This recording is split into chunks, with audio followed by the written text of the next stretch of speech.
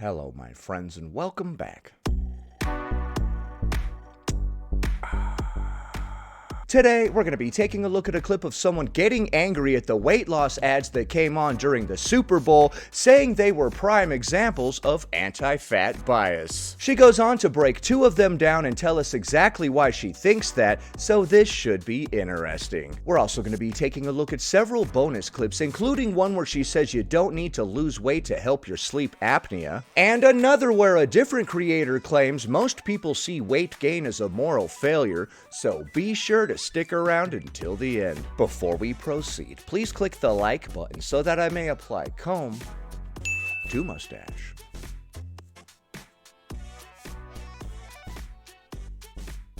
Last night had all the flavors of anti-fat bias in the Super Bowl commercials.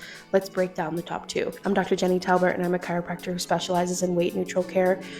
A chiropractor who specializes in weight neutral care. This isn't the first time I've covered this person. Reducing the shame and guilt that people in large body feel when they're trying to get healthcare. So first, we have the pharmaceutical side, of course, all the GLP-1 companies that decided to announce their product, not talking about the side effects, not talking about the fact that if you go off the medications, you're going to gain weight 4 times faster. Well, there's only so much time to talk about all the side effects. When you see an ad for medication on TV or something, they always have to say all the side effects very quickly.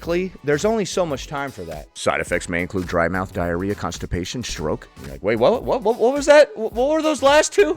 Not talking about the 89% of people that can't take the higher doses of the medication. Okay, so 89% of people have to take lower doses of the medication. That's what I'm getting from that. And not talking about the fact that maybe actually lower doses of these medications can still have health benefits without the weight loss. And you've got the MAHA, Make America Healthy Again side, which is that food is killing you and that you are... What is with this background noise? There's like an organ that you're just like holding one key on. It's like, oh, like in the background of this. You're not worthy of care because you don't have access to the food that you need or that you have some other thing going on. All right, I feel like I'm part of Joseph and the Amazing Technicolor Dreamcoat with that background sound. I used to always see commercials for that. Now you know how old I am, right? Although I'm sure that the gray hair and all the wrinkles probably gave you a clue, huh? Both of these are rooted in the exact same thing. They're rooted in trying to shrink people, and they're rooted in... Oh, good, the background music stopped. Okay, so these GLP-1s that they're selling are rooted in trying to shrink people. Okay, I thought they were rooted in anti-fat bias and whatnot. An aesthetic that is thin equals healthy. Why did your background pipe organ just randomly stop? And it is rooted in the very problematic judging and rating of bodies throughout history. Well, I mean, if people want to take a GLP-1 to lose weight or any of those weight loss products that were sold during the Super Bowl, they're free to do so. Nobody's making them. So these are just products that people can buy if they want. I don't understand the outrage personally. And what's really sad is the fact that now, as this is becoming such the norm, that more and more fat people are going to have their health held ransom. Okay, so I don't think we've established why those weight loss ads contained anti-fat bias. You said they didn't mention the side effects, and them existing is rooted in the idea that people need to shrink their bodies, or whatever. But as I said, these are just products that people can buy to lose weight if they want. Nobody's making them buy it. And just at the expense of trying to lose weight to fit into the model, instead of the healthcare system actually doing better at taking care of larger bodied people, they're going to deny people the care that they need. Okay, there's some irony in that. Instead of them taking better care of larger bodied people. What about the individual's responsibility to care for themselves? You know what I mean? We keep on demanding all this stuff from different people, but flouting all personal responsibility for where we are in life. And try to fit them into a box. And on the other side, we're going to shame people because they don't have access to healthcare. I don't think anybody is shaming anybody for not having access to healthcare. They don't have access to good food, and the government's actually taking these things away with cuts in Medicaid and food stamps.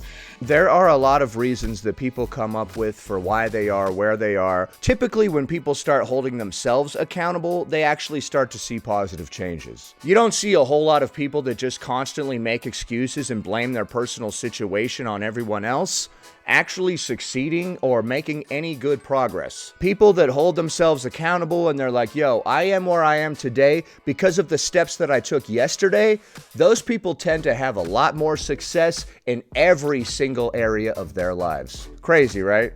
And the government's actually taking these things away with cuts in Medicaid and food stamps. And so we're really missing the mark on actually what is going to help people stay healthy. Okay, and what does that have to do with any of the weight loss ads that we saw during the Super Bowl? And it's really frustrating, and I'm just really sick of hearing it, and I want to talk more. Okay, well, personally, I didn't see why any of those ads during the Super Bowl were rooted in anti-fat bias or anything like that. I don't think she really explained her case very thoroughly there. Like I said, I don't think it's anti-fat bias when products exist to help people lose weight if they want to use them. Nobody's making these people use these products. I think a lot of people get triggered by weight loss ads because the ads often center around the idea that your life will improve if you lose weight. And I think that's what's got so many people angry. Next. POV, you're no longer afraid of the doctor because they look like you and you know you won't get fat shamed or blamed for your back pain. What? Okay, so when you go to the doctor, the most important things are they look like me and they won't address my actual physical ailments because I might get embarrassed. Okay, how much do I owe you?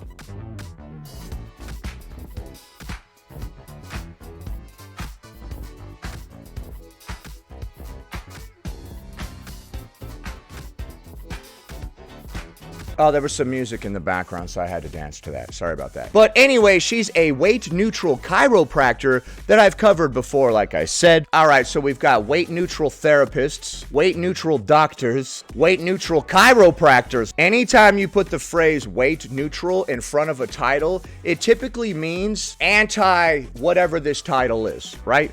Weight-neutral doctor means a doctor who doesn't really believe in doctoring. A weight-neutral chiropractor is a chiropractor who doesn't really believe in the laws of physics like other chiropractors do. A weight-neutral nutritionist doesn't care about recommending healthy food like a regular nutritionist does. I am a drug-neutral addiction counselor. You don't even have to quit, dude. I'll tell you that whatever you're doing is just fine. Come to me. Next. If you're waiting to lose weight before talking to your doctor about snoring or sleep issues, listen up, this could save your life. So I'm Dr. Jenny. I'm a chiropractor who specializes in weight neutral care. Which is really bizarre because it's well established how much excess weight is bad for our back and causes back pain. So it's funny to be a chiropractor that is weight neutral. And I want to talk about something that's been happening in doctors' offices everywhere. Has it been happening in chiropractors' offices as well? So people are delaying getting tested for sleep apnea because they think they need to lose weight first.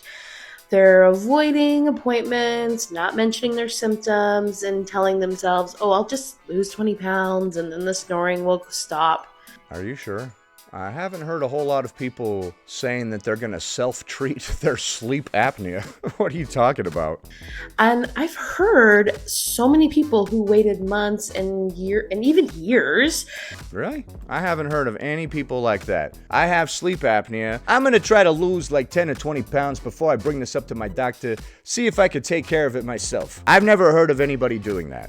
To get help because they were embarrassed about their body size, or because their doctor might have actually told them to come back when they've lost weight. How did they know that they had sleep apnea if they didn't go to the doctor and get tested for it? They're like, man, I probably have sleep apnea. I better lose weight before I go to the doctor and talk about this. None of this makes any sense. But the thing is that while you're waiting, while you try another diet, or while you're working up the courage to talk to your doctor about potential sleep apnea, it's getting worse. Well, we don't even know that we have it unless we went to the doctor and got tested for it. You're not getting the sleep that you want, the restorative sleep that gets you healing and feeling better. Your oxygen levels are dropping throughout the night. How do we know any of this without doing a sleep study? And as a chiropractor, why are you talking about sleep apnea? Your heart is working overtime. My heart doesn't work at all, bro. So why don't you calm down, all right? My heart's on vacation. You have to cool my fiery heart, or not. You have to warm my cold heart with a Warm Island song, or something like that. And sleep apnea doesn't really pause when you're trying to lose weight. And untreated sleep apnea actually makes it harder for your body to regulate weight because it messes up your hormones and your energy and your ability to move comfortably and just feel better. Okay, so now sleep apnea is leading to weight gain as well, okay? And it's also the sleep apnea that's affecting our hormones and all that, okay? So you don't need to lose weight before you deserve a diagnosis and treatment. You need help now in the size that you are now. So I really encourage you to reach out to your providers. Stay tuned for part 2 when I tell you what happens when sleep apnea goes untreated. That's what's really important.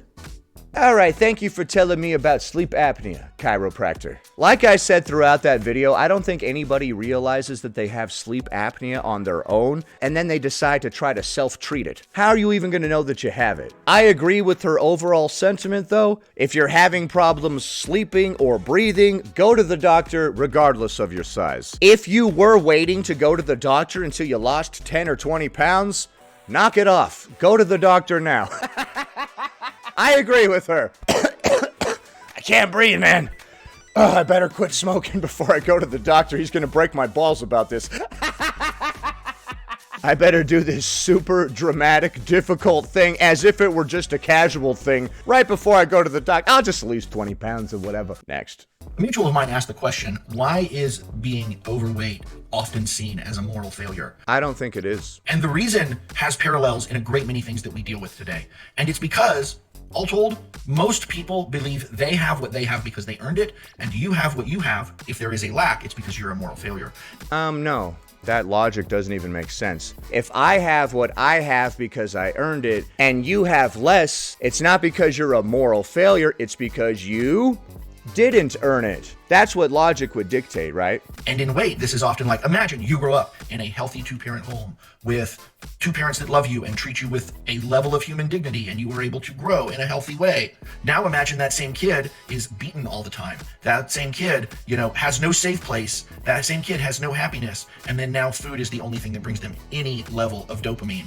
That's me. I developed really, really unhealthy eating habits. Yeah, that's the same as any other addiction. I was also raised by parents who didn't have a whole lot of knowledge about nutrition, and I had to figure it out later on my own. And yes, it literally rewires your brain to continue those unhealthy eating habits. To this day, even though I have my weight under control, it is very hard for me to stifle that food noise, right? So the same people that, due to genetics and circumstance, never had to struggle with their weight, never had to struggle with food noise, they think that they earned those things. They think they earned those things. Okay, so you're telling other people that they did not earn things that they have in their own lives because your childhood was worse from your perspective. Therefore, you guys didn't earn that stuff. My childhood was bad. I had to soothe with food and do X, Y, and Z. You guys had a good childhood.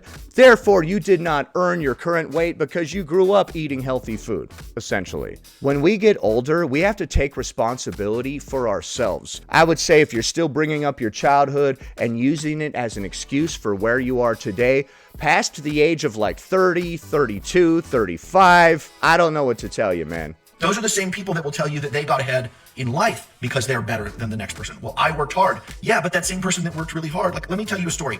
I know a couple of people that both of these circumstances apply to. Oh, yeah?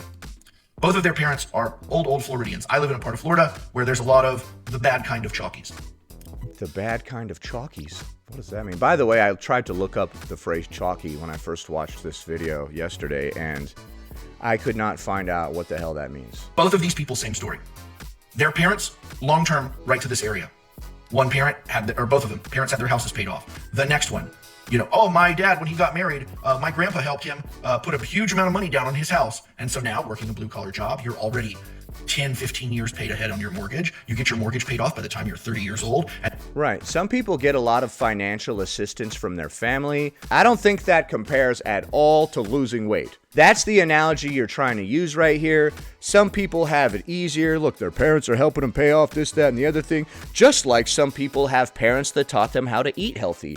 And that is true. If your parents taught you how to eat healthy from a young age, you shouldn't have to struggle with this stuff later. But at some point, each individual is responsible for taking care of themselves. My parents didn't teach me what healthy food was. They didn't know themselves. I had to figure that out later on my own. And then you just get to save money and throw it into a hefty retirement or put it straight in the bank. And then now the next person, the two people I know, when I got married, one of them, my dad put $50,000 on my house a couple years. The cool thing about taking care of ourselves and our body is that we don't have to be rich to do it, right? Getting a bunch of financial help from your family is one thing, but taking care of our body is just a personal responsibility that we can take care of without help from anybody else. Years later, when I got married, my mom and dad, they put $100,000 on my house. Both of these people truly believe that they are doing so well right now because they work hard. And yes, they both work hard blue-collar jobs. They make good money. I don't believe this story at all. They work blue-collar jobs, but their parents had like $100,000 to give them and all this type of stuff. I don't buy that at all. People that came from that type of money aren't working blue-collar jobs. They're working white-collar jobs. They're working at financial institutions and things like that. Your story doesn't make any sense. But they are as far ahead as they are because they are standing on the shoulders of what their parents were able to do. Right. That applies to that. That does not apply to weight loss in the slightest. My kids were taught healthy eating from the time they were young. So when they leave this house, they will probably rebel against me by eating junk food. Do you understand? It will be more difficult if you weren't taught healthy eating habits from the time that you were young, but it is possible to figure it out once you get out of your parents' house. A lot of people have done it. And what their parents were able to do. And they cannot wrap their head around why they're not superior. Their work ethic, their inherent, ability to... You seem to be really caught up with other people doing well and trying to tear them down and say that it's not because of their own doing at all. To do right in the world. They cannot fathom that it was not something that they did all on their own.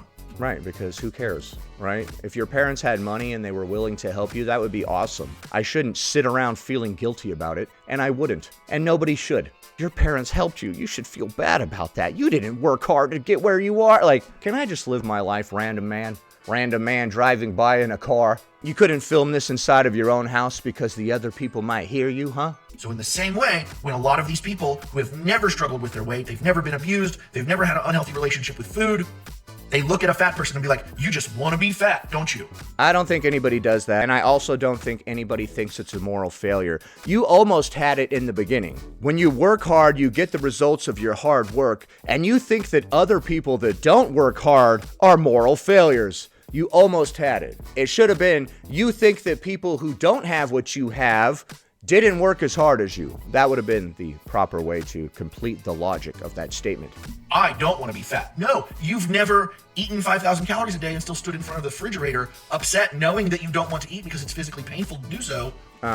You're right. I haven't done that. That would probably lead to weight gain. Yeah. Probably not all that other stuff that we're trying to blame it on, but probably the eating 5,000 calories a day and crying in front of the refrigerator, that'll do it. That will definitely do it. But your brain won't stop telling you to put food in your mouth. You've never experienced that. So you're talking out of your ass about things that you fundamentally don't comprehend. That's why. So that was yet another clip of someone claiming that when someone in society sees other people not lose weight, they consider them a moral failure. I've heard this countless times. He had it right in the beginning. His logic was on point, and then it fell completely off of a cliff. You think just because you worked hard to lose weight, that other people that don't work hard to lose weight are moral failures? No, you think that they just didn't put in the work, actually. If my work led to weight loss and this person did not lose weight, then they didn't put in the work.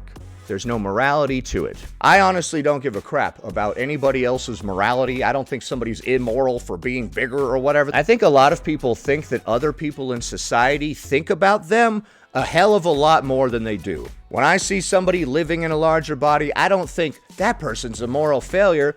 I don't think anything at all. I have my own life. The only people that are super caught up on what other randos are doing out in society are very insecure people. It is true that many people had a childhood where they were raised eating healthier food, so they'll have a much easier time maintaining their weight.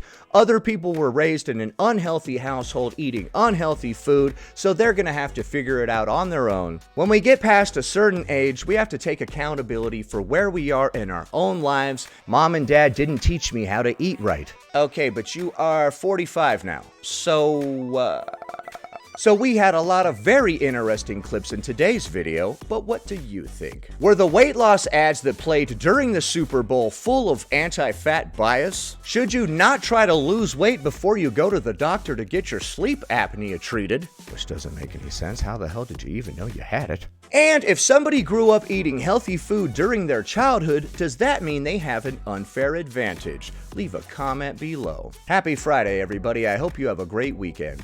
Anyway, that about does it. Thanks for watching, commenting, liking, and subscribing, and I'll see you in the next one.